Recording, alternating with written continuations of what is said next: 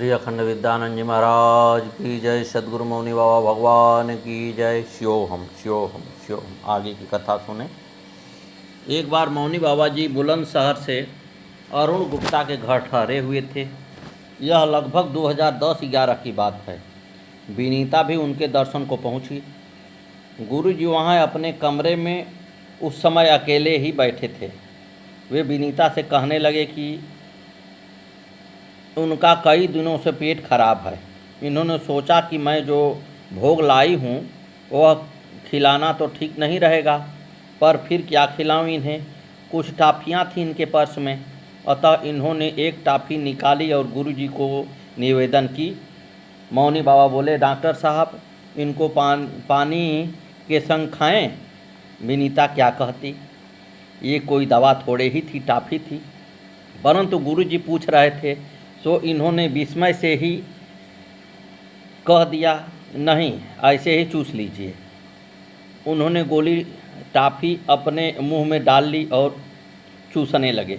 तब तक एक गुरु भाई जो उस समय नहा रहे थे वे बाथरूम से निकल आए और आकर बैठ गए। अब मौनी बाबा भगवान विनीता से डॉक्टर साहब कहकर बात कर रहे हैं। उन्होंने कोई विरोध नहीं किया। उनकी लीला का पार कौन पावे, यह सोचकर चुप रही। वह टाफी तो उन्होंने इनसे ऐसे ही ली थी जैसे कोई डॉक्टर लेता है।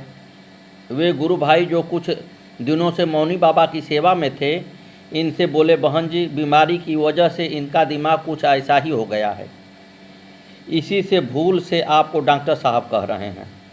विनीता को बहुत नागवार गुजरा। मन किया कि इनको डांटें, परंतु गुरु भगवान सामने बैठे थे, अतः इन्होंने कुछ न कहा। भला इन्हें पता नहीं कि मौनी बाबा की हर बात में रहस्य छुपा है।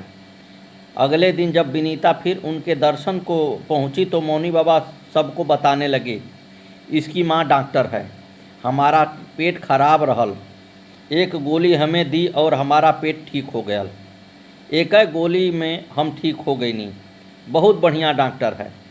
विनीता कहती हैं कि अब आप खुद ही सोच लीजिए कि वे हमें पहचान रहे थे या नहीं। उनके दिमाग में कोई गड़बड़ नहीं था, उनकी लीला में रहस्य थी जिससे एक नितांत अनजान थे। वे जहाँ से बोलते थे वहाँ हम सुनने वालों की पहुँच नहीं थी। उनकी ये माया अक्सर बहुत साथ रहने वालों को भी भूल में डाल देती थी।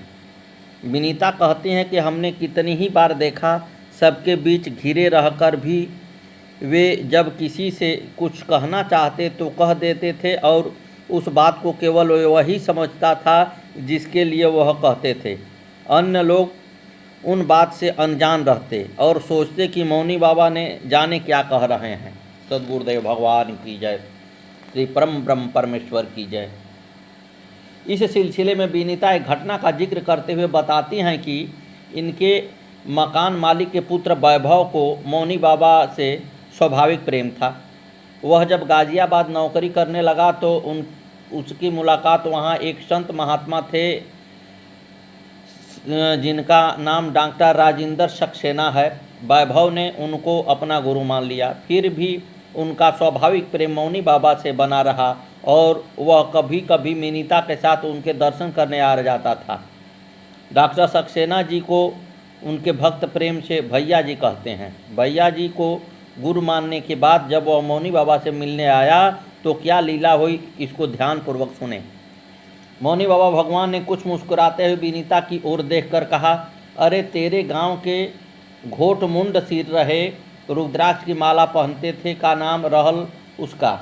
विनीता कुछ समझी नहीं कि किसके बारे में कह रहे हैं, सो कहने लगी, कौन बाबा। मौनी बाबा फिर बोले, अरे तेरे घर के जो सफ़ेद कुर्ता पैजामा पहनकर रोज़ शहर आते जाते थे।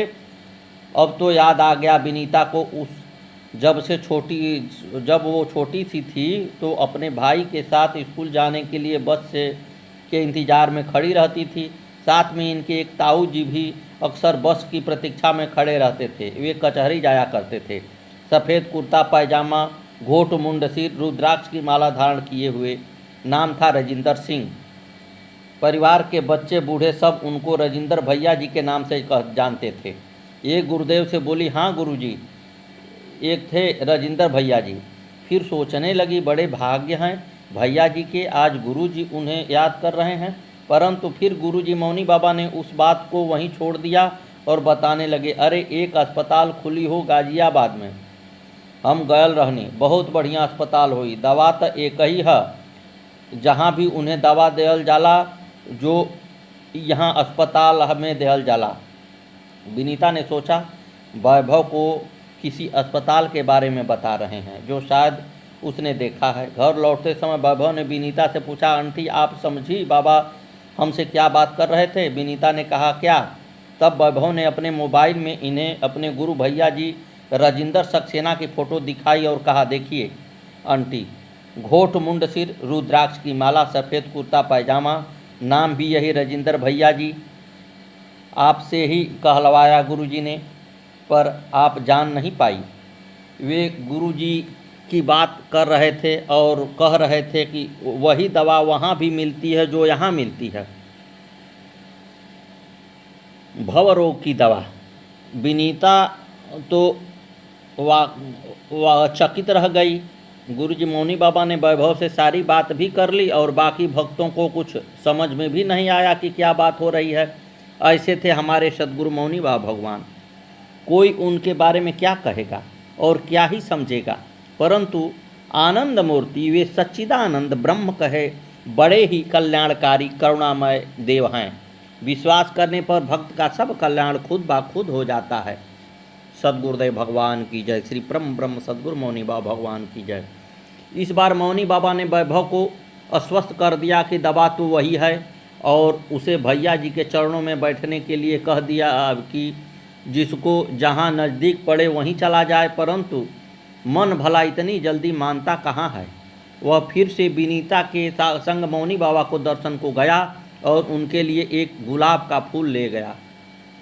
जब वे घुघरावली पहुँचे तो मौनी बाबा उस पर ऊपर मूढ़े पर विराजमान थे। मौनी बाबा ने हल्के से उठते हुए से सलाम जैसा इशारा किया। विनीता ने तो सोचा कि हमारे अभिवादन स्योहम का उत्तर दे रहे हैं, परंतु वैभव ने बताया कि वह आज गुरुजी मौनी बाबा के पास अपने गुरुजी के भाव में गया था, अर्थात वह स्वयं न होकर भैया जी ही था और मौनी बाबा भगवान ने उनके गुरुजी को सलाम कहा। विनीता कहती हैं कि यह तो सत्य था, वे सब संतों को यथोचित सम्मान देते थे, अतः उन्हें मालूम था कि वैभव ठीक ही कह रहा है। कुछ दिन बीतने पर उनके मन में फिर कुचेले भरी और वह फिर से मौनी बाबा के दर्शन को आया। मौनी बाबा भगवान ने देखा कि ये ऐसे नहीं मानेगा, तो फिर उन्होंने इस बार रौद्र रूप धारण किया। वह उसे देखते ही आग बबूला हो गए, उसे कमरे में घुसने ही नहीं दिया। फटकारते हुए बोले, ना जाई। अब आंगन में जाकर बैठ गया। मौनी बाबा ने विनीता से कहा, देखा अभी वहीं बैठल हका। ये बोली चला गया गुरुजी। परंतु गुरुजी मौनी बाबा बोले, अरे देखा बहिरे हुई। वह आंगन में बैठा था। इन्होंने बाहर जाने को कहा तो वह उठकर घर से बाहर चला गया। इसके बाद ही कहीं जाकर उसने मौनी बाबा के पास आना बंद किया और अपने गुरु भैया जी के चरणों में पूर्ण समर्पित हो गया। बाद में वैभव ने इन्हें बताया कि वह उस दिन समझ गया कि मौनी बाबा उसे अपने गुरुदेव के चरणों में ही बैठने के लिए भगा रहे हैं, परंतु फिर भी डांटे जाने के कारण उसकी इच्छा थी कि मौनी बाबा एक बार तो उन्हें कृपापूर्ण नेत्रों से देखें। उसी दिन उसे काले आम के पास गाड़ी में जाते हुए मौनी बाबा भगवान के दर्शन हुए। वैभव ने गुरु भगवान को सलाम किया और उन्होंने हाथ उठाकर उसे आशीर्वाद दिए। अब वह पूर्ण संतुष्ट था और निश्चिंत मन से गुरु सेवा गुरु भक्ति में तल्लीन हो गया। सद्गुरुदेव भगवान की जय। एक और विस्मयकारी घटना का उल्लेख करते हुए विनीता कहती हैं कि एक दिन इन्होंने बड़े प्रेम से मौनी बाबा भगवान से मिलने जाने का मन बनाया। गुरु भगवान के लिए इन्होंने सुबह सुबह आलू उबालकर आलू के पराठे सेकने को तैयार कर रही थी। उस समय मौनी बाबा दिल्ली गाजियाबाद गए हुए थे, अतः इन्होंने एक गुरु भाई को फ़ोन करके पूछा कि मौनी बाबा कहाँ ठहरे हुए हैं। उन्होंने विनीता को बताया गुरुदेव का हार्ट का ऑपरेशन हुआ है और आज अस्पताल से उनकी छुट्टी होगी। उन्होंने इन्हें अस्पताल का पता बता दिया। विनीता सोचने लगी अब किसके लिए पराठा बनाऊं। इतने भाव से उनको खिलाने के लिए पराठे बनाने की तैयारी में जुटी थी। वे ग्रहण न करें ऐसा तो हो ही नहीं सकता।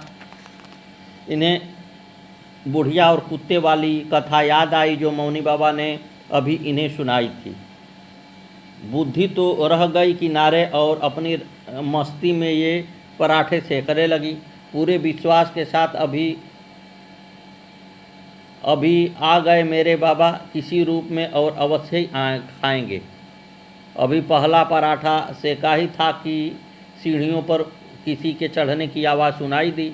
ये दौड़कर देखने गई तो देखा इंदिरा आंटी थी। वे सत्संग किया करती थी।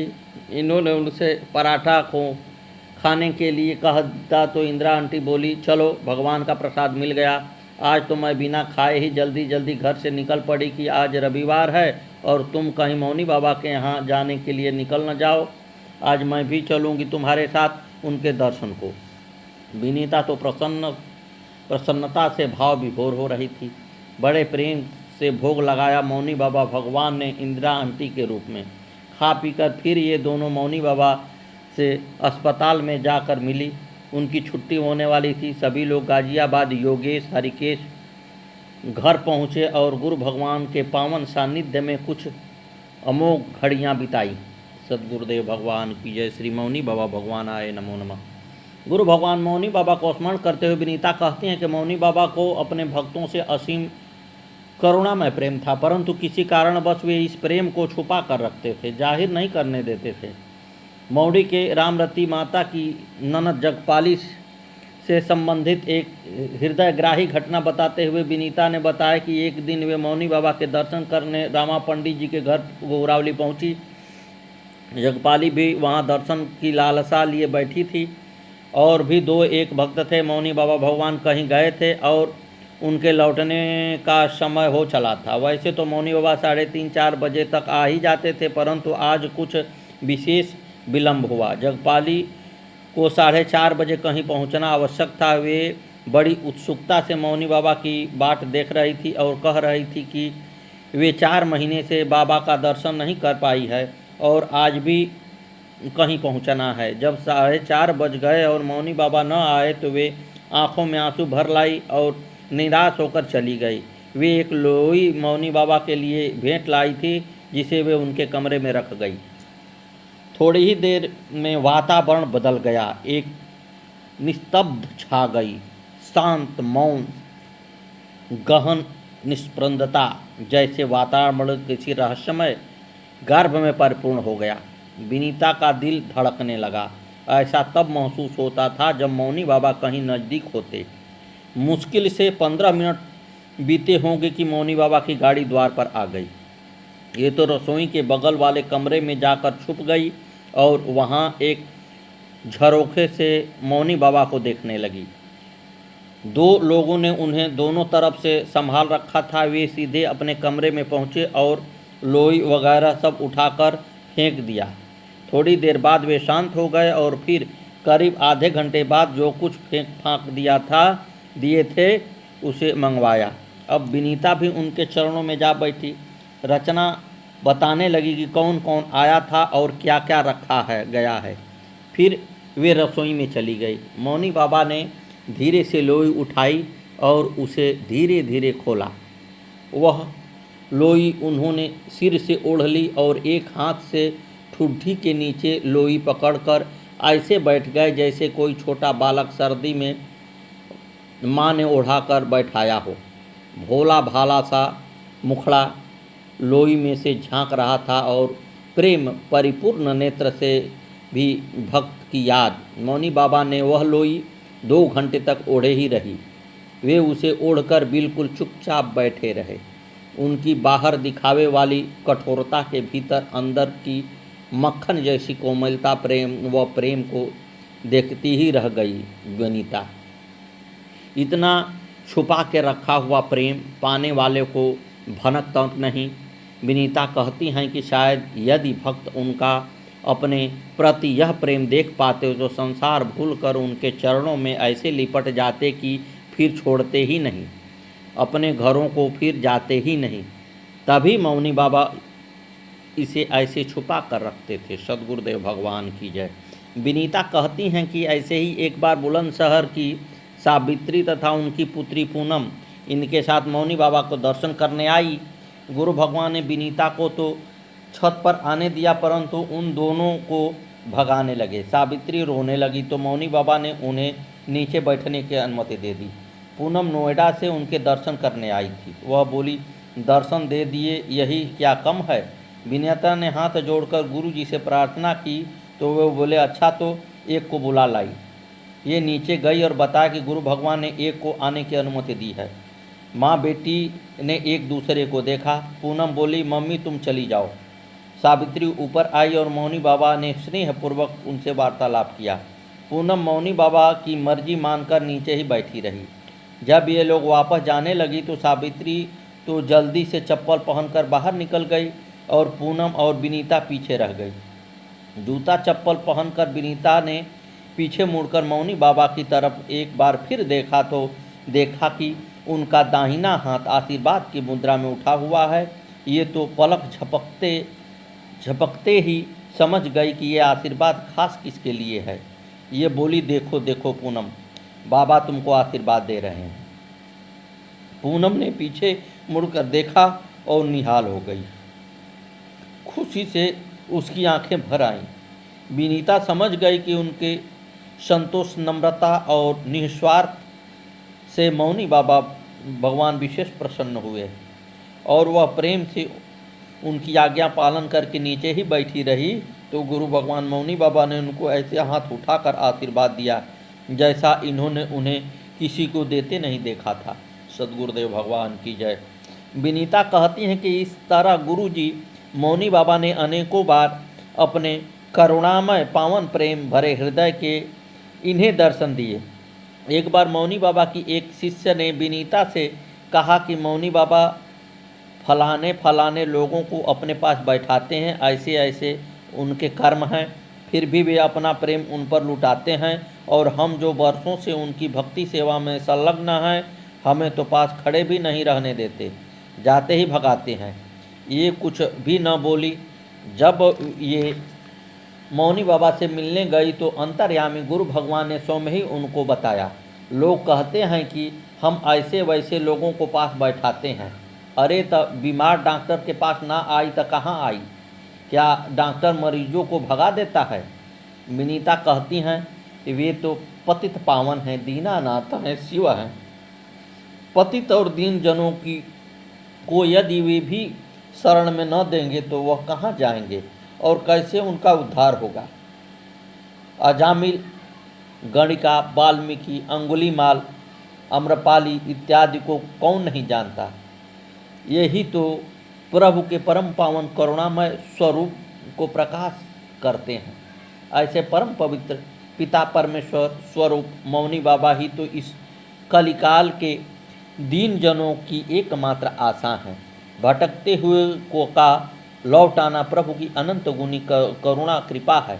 इन्हीं के लिए तो सूरदास ने गाया है, जाकी प्यारा पंगु गिरी लांघे, अंधे को सब कुछ दर्शाई, चरण कमल बंदों हरिराई। सद्गुरुदेव भगवान की जय।